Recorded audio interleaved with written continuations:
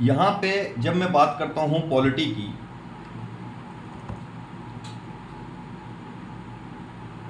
Polity में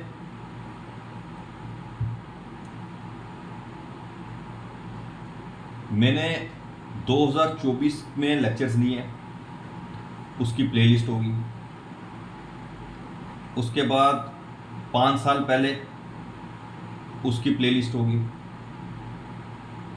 इसमें 20 से 30 लेक्चर्स होंगे। इसमें भी कोई 10 लेक्चर्स होंगे, 10 से 12 कुछ होंगे, ऐसा कुछ। अब इनमें अगर तुम चाहो इसके 2024 के देख लो, पहले 3 या 4 लेक्चर्स देख लो जिसमें तुम्हें इंट्रोडक्शन समझ आ जाएगी पॉलिटी पढ़नी कैसे है।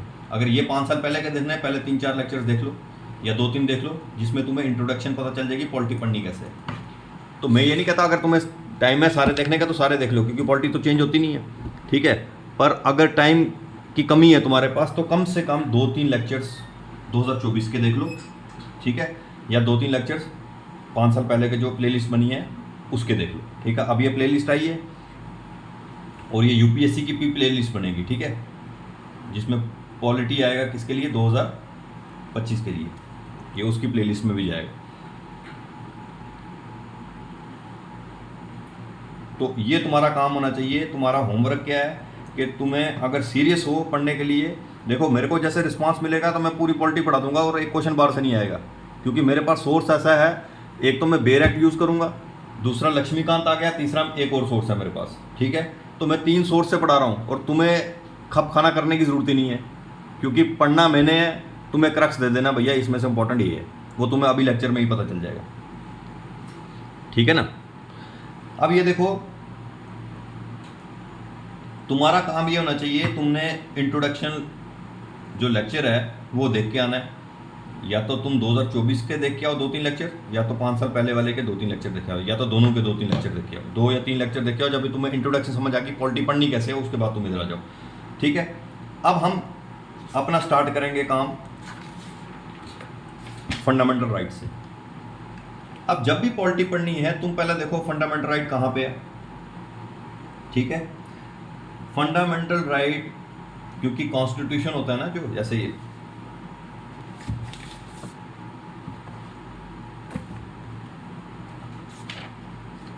वो पार्ट में है, पार्ट 1 में क्या है, पार्ट 2 में क्या है, पार्ट 3 में क्या है, ऐसे। तो पार्ट 3 में फंडामेंटल राइट्स हैं, और पार्ट 3 में फंडामेंटल राइट्स हैं। फिर आर्टिकल कितने से कितने, आर्टिकल 12 से लेके 35 तक। अगर तुम 2024 की प्लेलिस्ट में जाओगे, 2024 की प्लेलिस्ट में जाओगे, उसमें मैंने 12-13 बहुत डिटेल में समझाया है, ठीक है। 12-13 बहुत डिटेल में समझाया और बहुत इंपॉर्टेंट है 12-13, क्योंकि फंडामेंटल राइट जब तुम्हारे हर्ट होंगे तुम डायरेक्ट सुप्रीम कोर्ट में जा सकते हो, डायरेक्ट हाई कोर्ट में जा सकते हो, यहाँ पे आर्टिकल 32 में, आर्टिकल 226 में, ठीक है। पर तुम जा सकते हो किसके अगेंस्ट जाना है वो तुम बताओगे 12 में, और क्या कौन से कानून हर्ट होंगे वो बताएगा 13 में। तो 12-13 बहुत इंपॉर्टेंट है भैया। अगर 2024 की प्लेलिस्ट में मेरे ये लेक्चर्स आए हुए हैं, ये आके देखो 12-13 वाले लेक्चर्स, तब जाके समझ आएगा। मैं तो तुम्हें बता रहा हूँ ना क्या करना है, क्या देख के आना, क्या नहीं देख के आना। तो 12-13 लेक्चर्स देख के आओ, मतलब आर्टिकल 12 का और आर्टिकल 13 का, फिर तुम्हें फंडामेंटल राइट समझ आएगा क्या है, ठीक है। फिर भी यहाँ पे कोशिश करूंगा तुम्हें समझाने की। अब हम आएंगे,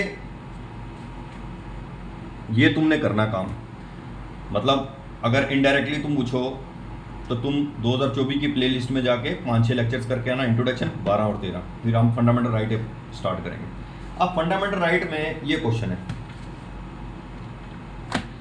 क्वेश्चन क्या है। अब जैसे मैंने ये क्वेश्चन लिया, मेरे को ये पता ये क्वेश्चन 19 पे आया और ये क्वेश्चन 19 पे नहीं आया, ये क्वेश्चन आर्टिकल 21 पे आया, ठीक है। इसमें 2 आर्टिकल्स कवर हो गए, आर्टिकल 19 भी कवर हो गया, आर्टिकल 21 भी कवर हो गया, ठीक है। तो मैं यहाँ पे आर्टिकल 19 भी टोटलिटी में पढ़ाऊंगा, आर्टिकल 21 भी टोटलिटी में पढ़ाऊंगा। ये मेरा काम ये नहीं है कि मैं क्वेश्चन से एक डायरेक्शन लेता हूँ, वो कैसे पूछ रहा है, कितनी डेप्थ में पूछ रहा है, पर जब मेरे को डायरेक्शन मिल जाती है मैं फिर वो पूरा करूँगा। क्योंकि अगर पेपर क्रैक करना है, प्रीलिम क्रैक करना है, तो ऑप्शंस में जो दिया होता है ना वो भी बहुत इंपॉर्टेंट होता है। जैसे यहाँ पे दूसरी स्टेटमेंट दी है, क्या भैया right to reputation inherent right है 19 में, right to reputation inherent right 21 में है। तो मैं अब 21 पढ़ूंगा, 19 और 21 दोनों पढ़ूंगा, ठीक है ना। तो 19-21 खत्म हो जाएगा। ऐसे पूरी पॉलिटी ऐसे ही खत्म कर देंगे प्रीवियस क्वेश्चंस के रिस्पेक्ट से, ठीक है, तो ये एक ऐसा चलाओगे, तुम्हें पता चलेगा कि तुम थोड़ा इंटरेस्टिंग लगेगा पढ़ना भी।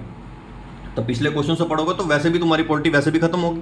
ठीक है, ये इंटरेस्टिंग वे है पढ़ने का। अब यहाँ पे ये बोला है, अब 19 है क्या, 19 एक ए क्या है, ठीक है।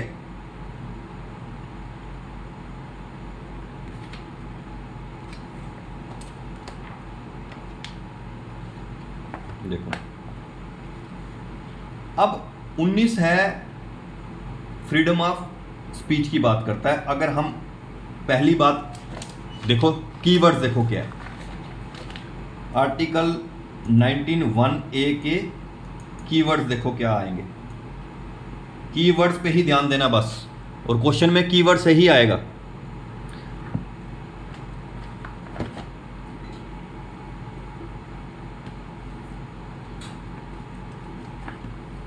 अब देखो आर्टिकल 19(1)(a) क्या बोलता है।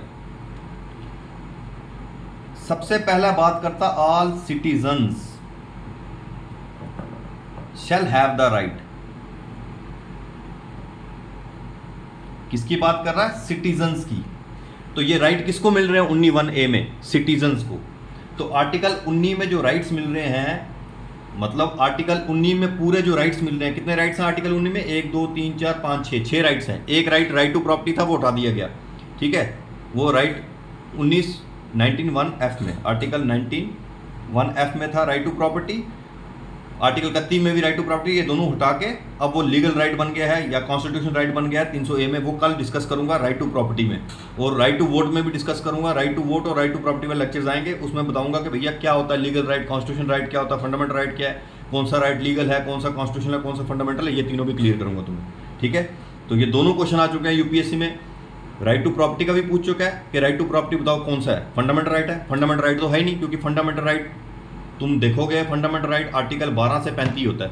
आर्टिकल 12 से 35 कहीं नहीं है, वो आर्टिकल 12 से 35 नहीं है, पार्ट 3 में नहीं है, तो इसका मतलब फंडामेंटल राइट नहीं है। अब तो हटा दिया गया है, तो फंडामेंटल राइट नहीं है। अब बताएगा कॉन्स्टिट्यूशन राइट है। कॉन्स्टिट्यूशन मतलब अगर कॉन्स्टिट्यूशन में दिया तो कॉन्स्टिट्यूशन राइट है, वो हम कल डिस्कस करेंगे उसको।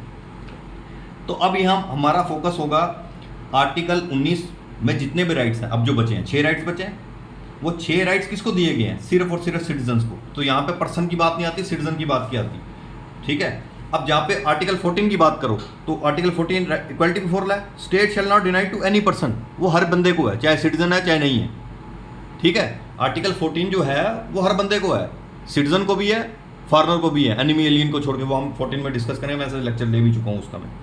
तो इसका मतलब पहला कीवर्ड ये है जो एग्जाम में पूछा जाता है कि ये जो राइट मिले हैं आर्टिकल 19 में, वो किसको मिले हैं, वो सिर्फ और सिर्फ सिटीजन को मिले हैं, ठीक है भाई, पहली बात ये। अब हम फोकस करेंगे आर्टिकल 19(1)(a) में, आर्टिकल 19(1)(a) में फोकस करेंगे। अब वो बात करता है freedom of speech and expression. Article 1(a) बात किसकी करता है, इसी पे फोकस करेंगे, freedom of speech and expression, ये बात करता है, ठीक है। अब ये मेरी बात याद रखना, अगर तुम ये देखो, एक मोटा मोटा ये सुनो कि speech and expression absolute right नहीं है कि तुम कुछ भी बोलो, ठीक है। इसकी रिस्ट्रिक्शन भी है, तुम किसी को गालियाँ नहीं निकाल सकते, वो नहीं तो फिर डिफेमेशन में आ जाएगा। वो रिस्ट्रिक्शन जो दी हैं, जो 19(1)(a) में जो राइट्स हैं, राइट क्या है, स्पीच एंड एक्सप्रेशन की, उसकी जो रिस्ट्रिक्शन दी है वो दी है 19 क्लास 2 में। ऐसे देखो, ऐसे समझो, वो रिस्ट्रिक्शन 19 क्लास 2 में दी है, मतलब 19(1)(a) की जो रिस्ट्रिक्शन है वो कहाँ दी है, 19 क्लास 2 में। मतलब 19 क्लास 2 में जो लिखा है वो रिस्ट्रिक्शन है उसकी, आया समझ। वैसे ही जो दिया है 19(1)(b) to assemble peacefully and without arms, ये सारे लूँगा मैं, उसकी रिस्ट्रिक्शन कहाँ है, 19(3) में। सी में जो दिया है उसकी रिस्ट्रिक्शन कहाँ है, 19(4) में। उसके बाद डी में जो दिया है उसकी रिस्ट्रिक्शन कहाँ है, 19(5) में। ई में जो दिया है उसकी भी रिस्ट्रिक्शन 19(5) में है, एफ तो खत्म हो गया। और जो जी में दिया है उसकी रिस्ट्रिक्शन 19(6) में है। तो बिल्कुल सिस्टमेटिक वे है भैया। अगर तुम्हें पॉलिटी पढ़नी नहीं आती ना तो बहुत कॉम्प्लेक्स बन जाएगी। अगर पढ़नी आ गई, समझ आ गई, अगर हमें एक खाका मिल गया, उसका स्केल्टन मिल गया कि भाई क्या है, तो फिर बहुत ईजी है। अब मेरे को याद होगा 19(1)(a) की रिस्ट्रिक्शन 2 क्लॉज में है, ठीक है। 19(1)(b) की रिस्ट्रिक्शन 3 क्लास में है, 19(1)(c) की रिस्ट्रिक्शन 4 क्लास में है, 19(1)(d) की रिस्ट्रिक्शन 5 क्लास में है, और 19(1)(e) की भी रिस्ट्रिक्शन 5 क्लास में है, क्योंकि ई की रिस्ट्रिक्शन अगर देंगे तो आगे क्लास बची नहीं ना, तो 5 में 2 रिस्ट्रिक्शन आ गई, डी और ई की। एफ तो ख़त्म हो गया, और लास्ट में 19 क्लास जी की रिस्ट्रिक्शन 6 में। पहला तो ये बस ख़त्म हो गया, ये ख़त्म। अब हम एक एक करके पढ़ेंगे कि यार रिस्ट्रिक्शन है क्या है क्या नहीं। पहला हमने ये खाका समझ लिया इसका कैसे पढ़ना है, और ये भी तुम्हारा अगर लक्ष्मीकांत देखो तो लक्ष्मीकांत में दिया हुआ है, ये देखो ये यहाँ पे टेबल में दिया है 19(1)(a) में right to freedom of speech and expression 19(1)(a) में उसकी रिस्ट्रिक्शन क्या है 19(2) में कि sovereignty and integrity of India की जब बात आए तो freedom of speech and expression नहीं है, ठीक है। जब तुम्हारी सिक्योरिटी ऑफ स्टेट की बात आए तो फिर भी नहीं है। Friendly relation with foreign states की बात है, पब्लिक ऑर्डर की बात है, डिसेंसी और मोरालिटी की बात है, contempt of court, defamation, incitement of an offence, इनकी बात है 1 2 3 4 5 6 7 8, इन 8 चीज़ों की बात आए तो freedom of speech and expression नहीं है, ठीक है भाई। इन 8 चीज़ों की ये रिस्ट्रिक्शंस डालता है उसमें, ठीक है। वैसे ही 19(1)(b) इसकी रिस्ट्रिक्शन ये 2 हैं, 19(1)(c) इसकी रिस्ट्रिक्शन 3 है, 19(1)(d) इसकी रिस्ट्रिक्शन ये 2 है, 19(1)(e) की रिस्ट्रिक्शन ये 2 हैं, 19(1)(f) तो ख़त्म हो गया, 19(1)(g) की रिस्ट्रिक्शन ये 3 है, बस ख़त्म। जब तुम्हें ये समझ आ गया कि भैया यहाँ पे मैंने तुम्हें ये खाका समझा दिया कि बेसिक चीज़ क्या है, यहाँ पे मैंने ये तुम्हें बताया भैया यहाँ पे 19(1)(a) पढ़ेंगे तो आइसोलेशन में नहीं पढ़ना, 19(1)(a) पढ़ेंगे साथ में क्लास 2 पढ़नी है, 19(1)(b) पढ़ेंगे साथ में क्लास 3 पढ़नी है, 19(1)(c) पढ़ेंगे साथ में क्लास 4 पढ़नी है, ठीक है, 19(4) क्लास 4। अगर 19(1)(d) पढ़ेंगे साथ में क्लास 5 पढ़नी है, 19(1)(e) पढ़ेंगे साथ में क्लास 5 पढ़नी है, 19(1)(f) खत्म हो चुका है, राइट टू प्रॉपर्टी वाला, उसमें था right to acquire hold and dispose of property, वो खत्म हो चुका है, अब वो 300(a) में चला गया, वो हम बाद में डिस्कस करेंगे उसको। और 19(1)(g) पढ़ना है तो साथ में पढ़ना है 19(6). तो यहाँ पे आइसोलेशन में नहीं पढ़ना, इनको साथ साथ पढ़ना है, क्योंकि वो राइट है उसके साथ में रिस्ट्रिक्शन है। एब्सोल्यूट राइट कुछ नहीं होता, रिस्ट्रिक्शन साथ में होंगी होंगी, एब्सोल्यूट राइट नहीं होता। तो अब हम ये तुम्हें मैंने दिया कैसे पढ़ना है, अब हम एक एक करके इसको लेंगे, ठीक है। नेक्स्ट लेक्चर में हम 19(1)(a) साथ में रिस्ट्रिक्शन ऐसे एक एक करके, अभी मैंने तुम्हें बता दिया पॉलिटी में तुम्हारा ये होमवर्क है जो तुमने करके आना है, ठीक है। उसके बाद फिर वो दूसरा लेक्चर तुम्हें अब मैं स्टार्ट करूँगा 19(1)(a) साथ में उसकी रिस्ट्रिक्शन, ठीक है भाई। अपना होमवर्क करके आओ तुम जो मैं बता रहा हूँ। तो रिस्पांस अच्छा मिला तो मैं पढ़ाता रहूँगा मैम, नहीं तो 5 साल पहले अगर रिस्पांस मिला होता तो मैं कंटिन्यू रहता मैं, ठीक है। तो अगर रिस्पांस मिला तो मैं सारा करवा दूँगा, तो इसलिए इसको बढ़ाओ आगे, ठीक है भाई।